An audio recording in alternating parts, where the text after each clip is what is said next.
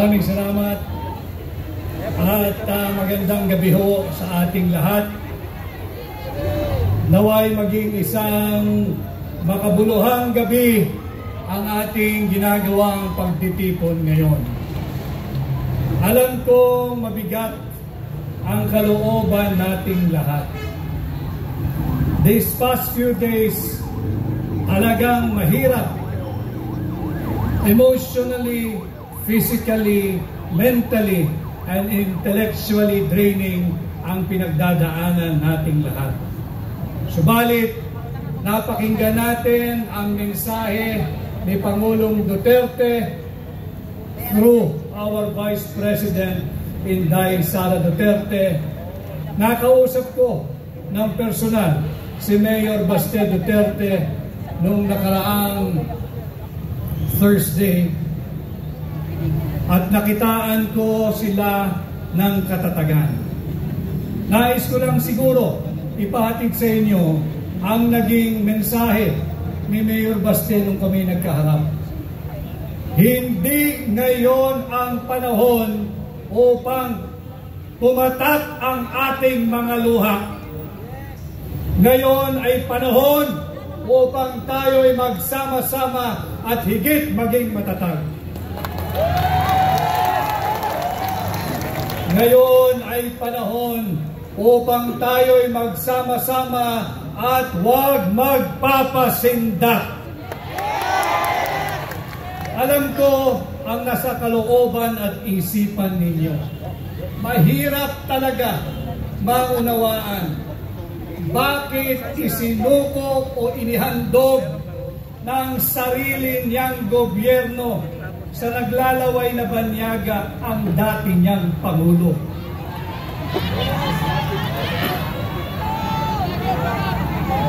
Wala na ba tayong batas na umiiral? Wala na bang saligang batas? Sarado na ba ang lahat ng antas ng korte sa Pilipinas? Bakit kinakailangan nating ialay si Pangulong Duterte sa korte ng mga naglalaway na banyaga?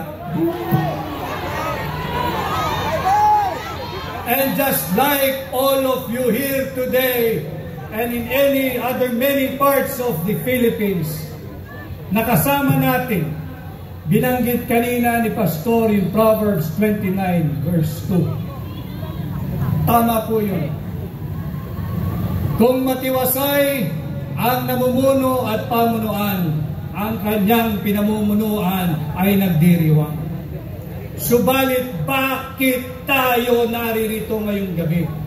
Sapagkat nasusulat din yan, pagbaluktot ang namumuno, nagluluksa ang kanyang sinasakupan. And tonight, I am here not as a candidate. Let's forget about it now. I am here like you bilang Pilipino. Ako'y bilang abogado at katulad ninyong lahat, ako'y naririto bilang isang maisog na Pilipino.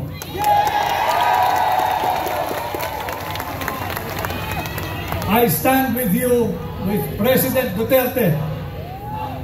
Maiso! Maiso! Maiso! Maiso! Maiso! Maiso! Maiso! Maiso! Kasama ninyo ako sa ating ginagawang panalangin. Bahagi din ako ng local defense team ni Pangulong Duterte.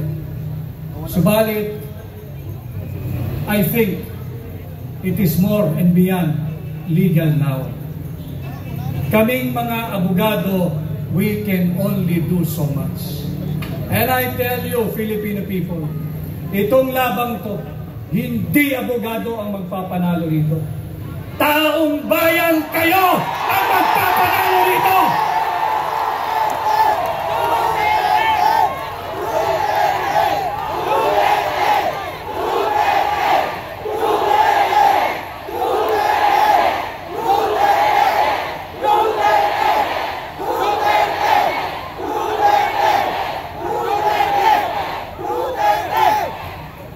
Ipagpatuloy ho natin ang ating ginagawa kung ilang araw, linggo o buwan ang darating. Itong ginagawa nating payapa at malayang pagsasaad ng ating saloobin. Patuloy tayong magsama-sama, patuloy tayong mag-ingat.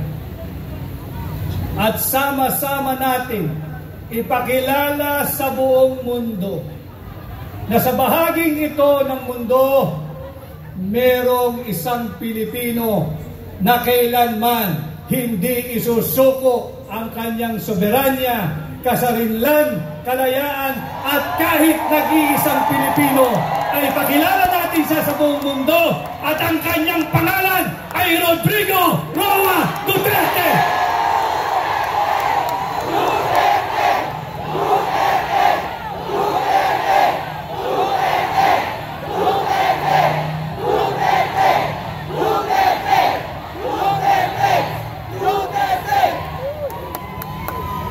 Pakilala natin, hindi lamang dito sa Pilipinas, kundi sa buong mundo.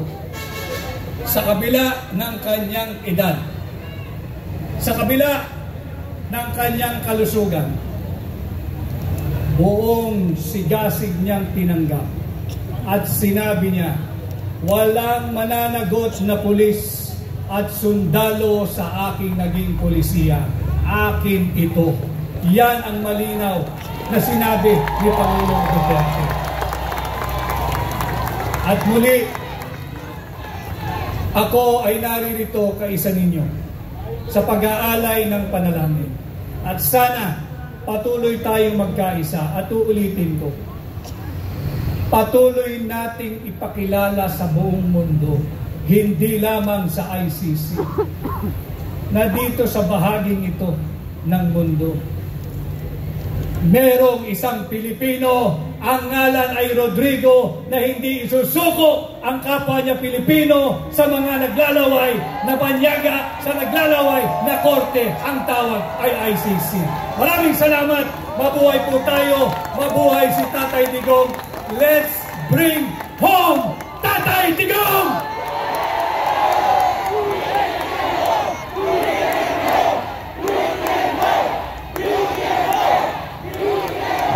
Maraming salamat, Attorney Vic Rodriguez. Samantala sa mga sandaling ito, isa sa mga mahigpit na supporter at naniwala kay Tatay Digong ang magbibigay naman sa atin ngayon ng video message. Walang iba kundi si Attorney JV Hinlo